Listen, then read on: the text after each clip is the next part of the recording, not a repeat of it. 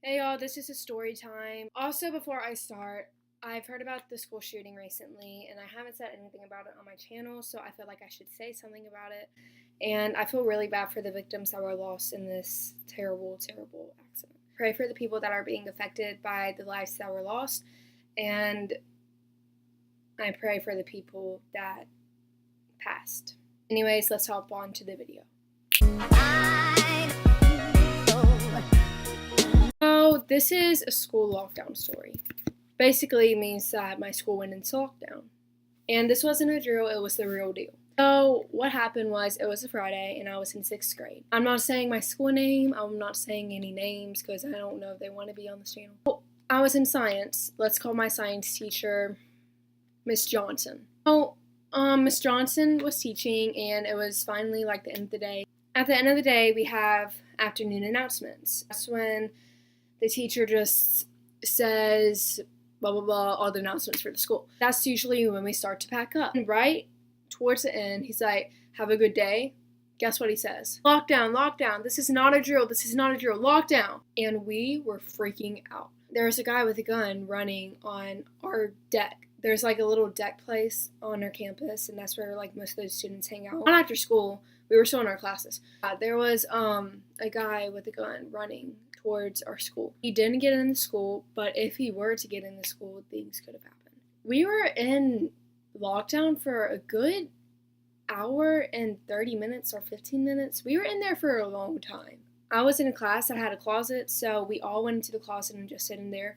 We had like these notes, and if something were to happen, we were writing on the notes like saying, I love you, Mom, I love you, Dad, I love you, Madison, that's my sister. We were terrified. We really were, because whenever the principal used the tone like that, it put us into a panic mode.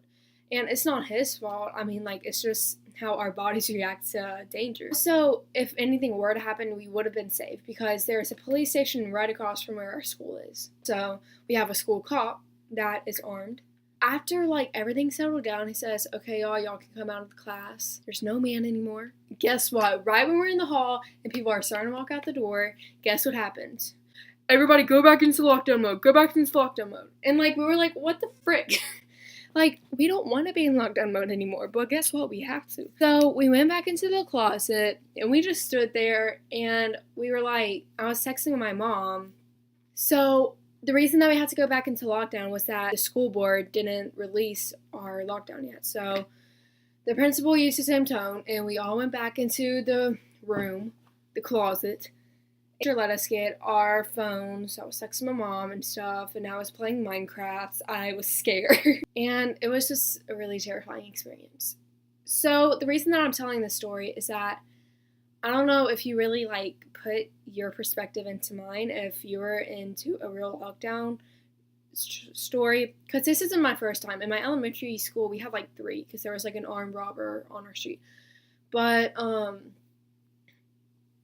lot of people don't really understand what those high schoolers went through, and they just may think that there was just a guy shooting in their school. Like, what's the big deal? Put your perspective into my story that I just told you. And then imagine if there was a shooter in the school and people were dying. That will give you a real perspective of how it was like for those people in Florida.